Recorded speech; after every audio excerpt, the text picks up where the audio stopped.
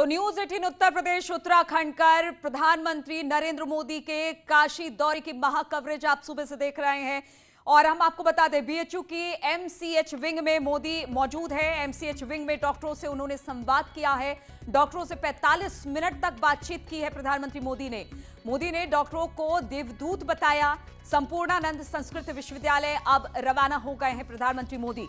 इसके बाद रुद्राक्ष convention centre भी जाने वाले हैं। तो बीएचयू के एमसीएच विंग में मोदी करीब 45 मिनट से वहां पर डॉक्टरों से बातचीत की। इस दौरान उन्होंने ये कहा कि जो डॉक्टर हैं कोरोना काल में वो देवदूत साबित हुए हैं।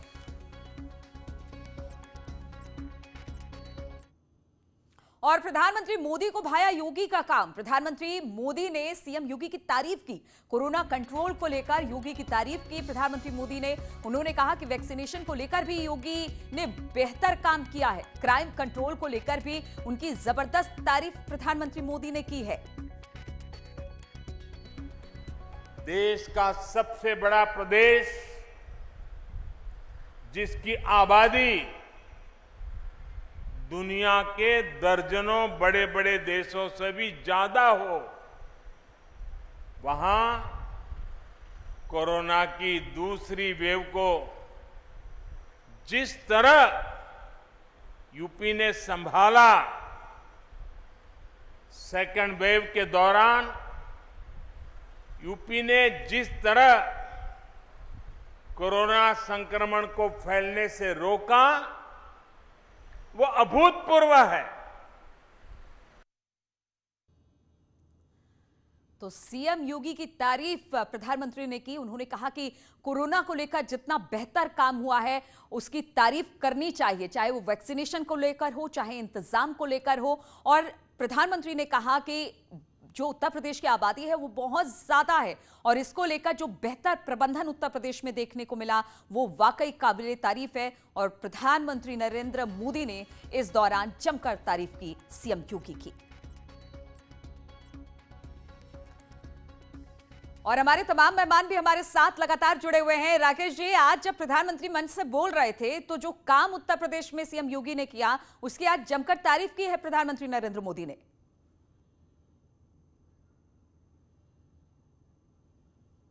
देखिए, कम से कम इसके बाद तो हम लोगों के मुंह बंद हो जाने चाहिए जो लगातार अफवाह फैलाने का काम करते हैं।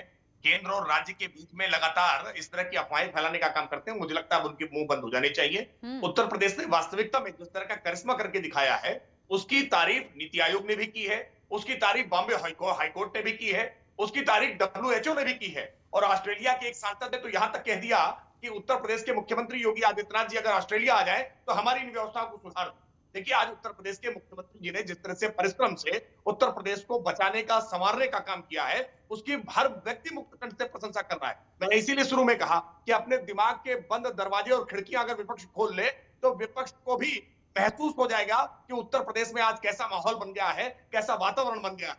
और अगर अपनी आंखों से अंध विरोध का चश्मा उतार दे तो उत्तर प्रदेश का विकास उनको दिखाई पड़ने लगेगा। वरना मैं पूर्वांचल की पूरी बात कर रहा था, आप पूरे पूर्वांचल को देखिए, सबसे ज्यादा प्रधानमंत्री पूर्वांचल ने दिए हैं, लेकिन उत्तर प्रदेश का पूर्वांचल हमेशा पिछड़ा होता था। वहां लाइट नहीं होती थी, स्वास्थ्य सुविधाएं नहीं होती थी, जापानी इंसेफेलाइटिस के बच्चे मरा करते थे। क्या हालत थी पूरे पूर्वांचल की। आज चाहे गोरखपुर हो, चाहे प्रयागराज हो, चाहे वाराणसी हो, तीनों बड़े सेंटर्स को आज उत्तर प्रदेश की सरकार ने समान रूप से विकास के पथ पर दौड़ाने का काम किया है। और एक्सप्रेस वे को लेकर के सवाल उठा रहे थे, अरे आधा अधूरा एक्सप्रेस वे नहीं है। आप निश्चिंत रहिए, समाजवादी पार्टी के लोग पूरा एक्सप्रेस वे चुनाव से पहले पूर्वांचल एक्सप्रेस में पूरा एक्सप्रेस में हम देने वाले हैं। और केवल पूर्वांचल एक्सप्रेस में नहीं, ठीक है ओंकारनाथ सिंह जी, जिस तरह से राकेश जी कह रहे हैं, आप तो प्रधानमंत्री मोदी ने भी तारीफ कर दी योगी जी की। केंद्र और किस तरह से समन्वय उत्तर प्रदेश में है कि सब कुछ कोविड में दिख गया, कोविड का प्रबंधन हो, उसकी तारीफ इंटरनेशनली हुई है। ओंकारनाथ जी, हमारे राकेश भाई ने तो मुंह ही बंद कर दिया, बोलूं क्या। अब मैं राकेश भाई को कुछ सूचनाएं दे दूं। नीति आयोग जिसने मुख्यमंत्री की तारीफ की यूपी के, उसने एक सब्सटेंशियल डेवलपमेंट ग्रोथ में उत्तर प्रदेश को टॉप बॉटम में रखा है 5 स्टेट में। टॉप बॉटम में कौन कौन से हैं स्टेट?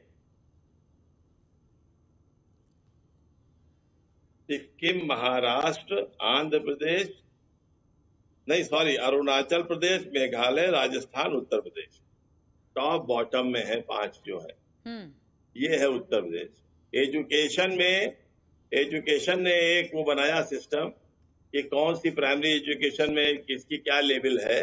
उन्होंने लेवल 1, 2, 3, 4, 5, 6 रखा है, जिसमें लेवल 4 पे उत्तर प्रदेश है और लेवल 1 पे कोई भारत का राज्य ही नहीं आया है।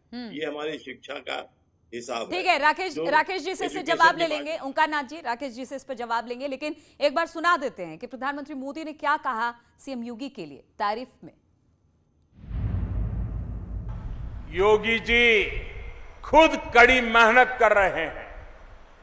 काशी के लोग तो देखते ही हैं कैसे योगी जी लगातार यहां आते हैं, एक एक विकास योजना की समीक्षा करते हैं, खुद ऊर्जा लगाकर कामों को गति देते हैं। ऐसी ही मेहनत ये पूरे प्रदेश के लिए करते हैं।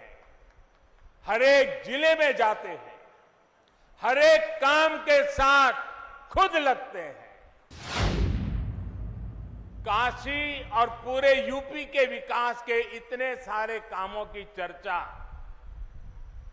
मैं इतनी देर से कर रहा हूं, लेकिन ये लिस्ट इतनी लंबी है कि इतनी जल्दी खत्म नहीं होगा। ये सब योगी जी के नेतृत्व और यूपी सरकार की कार्यनिष्ठा का कमाल है। आज यूपी कोरोना की सबसे ज्यादा टेस्टिंग करने वाला राज्य है।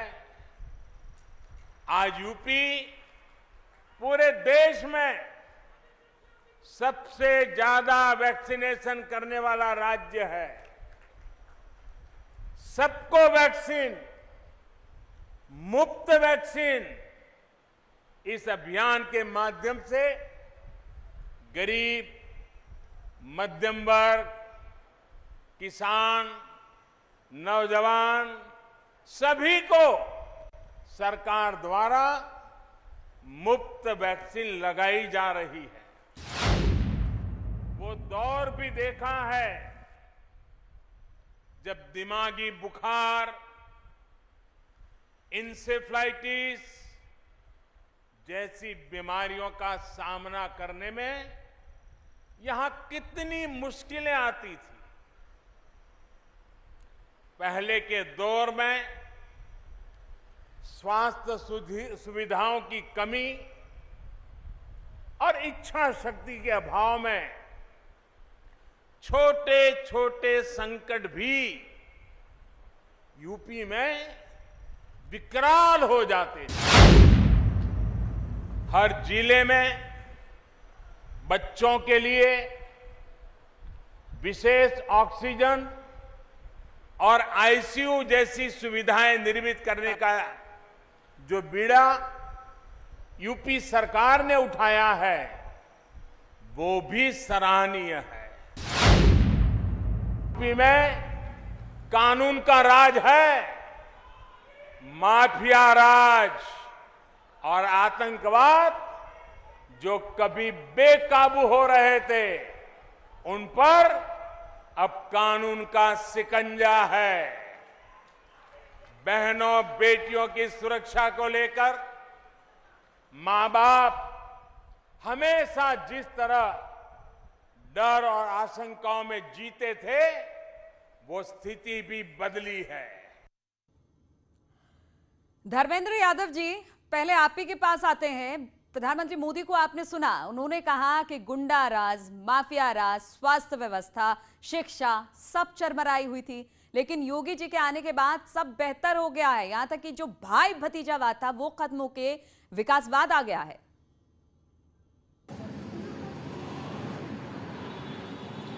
मुझे बड़ा अफसोस होता है कि देश का प्रधानमंत्री, संवैधानिक पद पर बैठा हुआ व्यक्ति इस तरह से अगर सफेद झूठ बोलेगा तो देश किस दिशा में जाएगा आप समझ नहीं सकते। उत्तर प्रदेश एनसीआरबी के आंकड़े नंबर 1 पर है, तो कौन से महिला की सुरक्षा की बात कर रहे हैं, कौन से बेटी की सुरक्षा की बात कर रहे हैं? अभी आपने जिला पंचायत अध्यक्ष और ब्लॉक प्रमुख के चुनाव में देखा, एक महिला की साड़ी सरेआम भारतीय जनता पार्टी के गुंडों ने खींचा। महिला का चीरहरण करवाने के बाद ये प्रधानमंत्री किस मुंह से कहते हैं कि महिला सुरक्षा की बात कर रहे हैं? सारे माफिया अपराधी डरे हुए हैं। अरे इस चुनाव में जितने माफिया अपराधी थे पूरी सड़कों पर नंगा नाच किए, लोकतंत्र की हत्या किए, तब प्रधानमंत्री के मुंह में दही जमी हुई थी, तब में से एक शब्द निकला नहीं। उस महिला के लिए, महिला के सम्मान में अगर एक ट्वीट भी कर देते तब कुछ किया नहीं। जब हमारे समाजवादी पार्टी के राष्ट्रीय अध्यक्ष महोदय ने प्रेस कॉन्फ्रेंस करके उस महिला के साथ खड़े होने की बात करी, तब जाकर के उत्तर प्रदेश की सरकार आनंद फानन में आकर के उसको सस्पेंड करने का काम किया।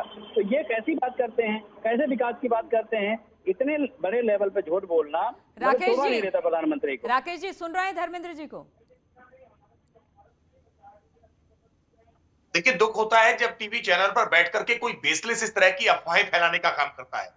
मैं बहुत कठोरता से खंडन करता हूं इस बात का और चेतावनी देता हूं कि दोबारा टीवी चैनल पर बैठ करके इस तरह की बकवास बातें मत करिएगा। भारतीय जनता पार्टी के कार्यकर्ता नहीं थे वो।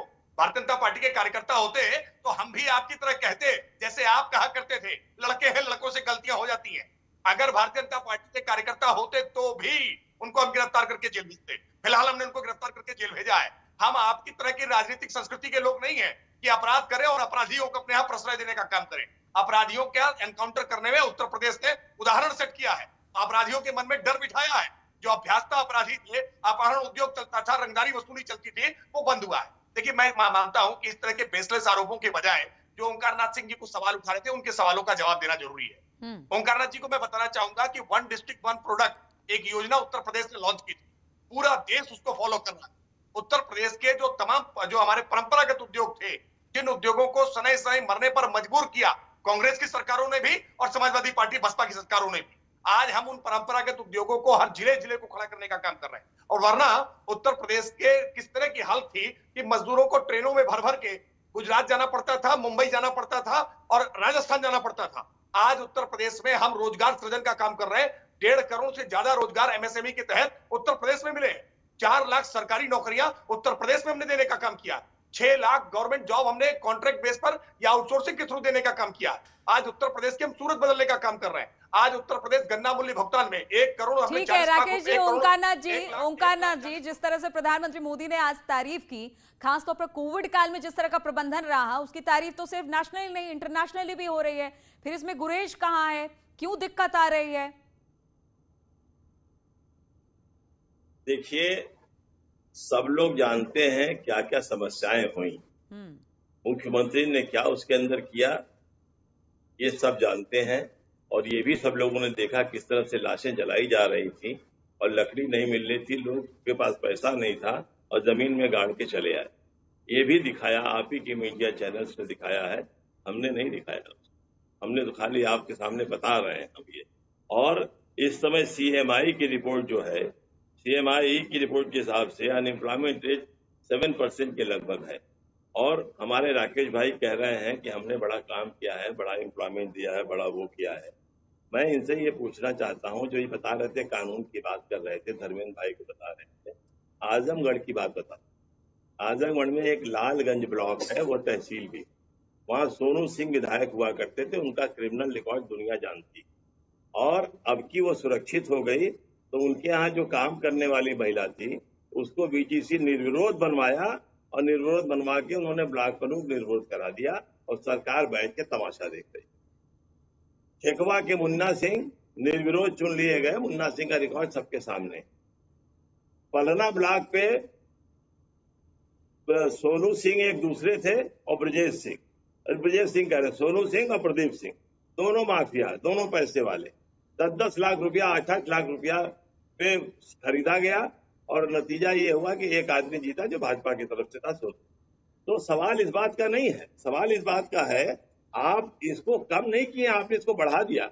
आप एक तरफ अपराधियों को जब बंद कर रहे थे तो हमें अच्छा लग रहा था कि कम से कम अपराधी घबराएगा, लेकिन आपने मित्र 350 अपराधियों को खड़ा कर दिया और ये आगे चल के MLA और MP बनेंगे और हमें आपको नहीं राजनीति करने देंगे। हम जानते हैं आप बहुत शरीफ आदमी, आप राजनीति नहीं कर पाओगे।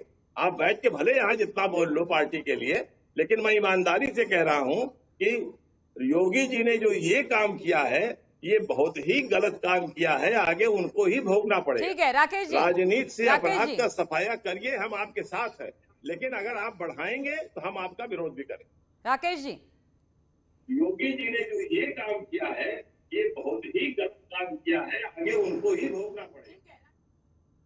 राकेश जी आवाज मिल रही है आपको? ओंकारनाथ जी, इस बात का संकट उनके साथ है क्योंकि कांग्रेस पार्टी एक भी जिला पंचायत अध्यक्ष जिता नहीं पाई। कांग्रेस पार्टी पूरे चुनाव में एक भी अपनी प्रेजेंस दिखा नहीं पाई, ब्लॉक प्रमुखी के कहीं चुनाव जीत नहीं पाई। अब चुनाव की हार को, हताशा को अब दूर कर दीजिए। चुनाव की हार की हताशा कब तक गिनाते रहेंगे? अब बेहतर है आप कम से कम, उत्तर प्रदेश आगे बढ़ चला है, चुनाव की आत्ममंथन करिए, समीक्षा करिए। प्रियंका जी का दौरा टला है, प्रियंका जी को फिर से उनको मनाइए, उत्तर प्रदेश लेकर आइए। रायबरेली से सोनिया जी क्यों नहीं आ रही हैं, सवाल का जवाब आपने दिया नहीं है। आपकी लीडरशिप कहां सो रही है, इस बात का जवाब आप दे नहीं पा रहे हैं। अमेठी से हारने के बाद राहुल गांधी जी क्यों नहीं कांग्रेस वापस लखनऊ आ रहे हैं, इस बात का जवाब दे नहीं पा रहे हैं। देखिए, उत्तर प्रदेश में भारतीय जनता पार्टी की सरकार आज चाहे कानून व्यवस्था के मोर्चे पर हो, चाहे शिक्षा के मोर्चे पर हो, चाहे आज चिकित्सा के मोर्चे पर हो, आज लगभग 40 मेडिकल कॉलेज उत्तर प्रदेश में, हम जब सरकार में आए तो 11 मेडिकल कॉलेज, 40 मेडिकल कॉलेज आज उत्तर प्रदेश में हम फंक्शनिंग कर दिए हैं। हमने उत्तर प्रदेश की हर व्यवस्था में गुणात्मक परिवर्तन किए हैं और इन गुणात्मक परिवर्तन के कारण ही लगातार जनता के बीच में हमारा आधार बढ़ा है। आज चाहे पंचायत के चुनाव हो, वो इस बात की गवाही दे रहे हैं, चाहे इससे पहले लोकसभा के चुनाव हुए थे, वो इस बात की गवाही दे रहे हैं, और जब 2022 के परिणाम आएंगे तो फिर स्पष्ट हो जाएगा। बिल्कुल।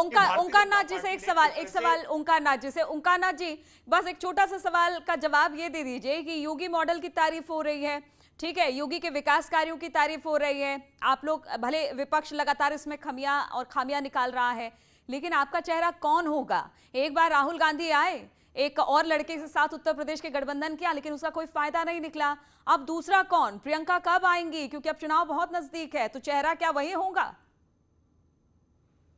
प्रियंका जी कल आ रही हैं, और बहन राहुल और अखिलेश आपके सामने तो लड़के नहीं, आपसे तो बड़े ही होंगे ऊपर।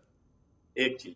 दूसरी चीज, जो इन्होंने सोनिया जी की बात कही थी, सोनिया जी की बात जो कही थी, सोनिया गांधी जी रायबरेली नहीं जा रही है, इस पे कोई दो राय नहीं है, कुछ मेडिकल प्रॉब्लम है।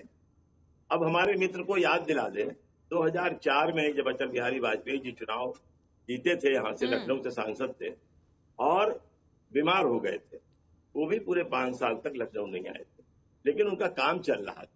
शिव कुमार जी यहाँ पूरा काम देख रहे थे, लालजी टंडन जी पूरा काम देख रहे थे। उसका नतीजा भी हुआ कि लालजी टंडन जीते भी, दोबारा चुनाव हुआ, और उसके बाद राजनाथ सिंह जी जीत रहे। हमारे यहाँ भी मेडिकल प्रॉब्लम से वो वहाँ नहीं जा रही हैं, लेकिन हमारे आदमी वहाँ काम कर रहे हैं। किशोरीलाल शर्मा जी पूरी तरह तन्मयता से काम कर रहे हैं, सारे लोग काम कर रहे हैं, सारी चीजें हो रही हैं। काम कर रहे हैं, लेकिन उस काम पर मुहर लगेगी कि नहीं, चर्चा इसी पे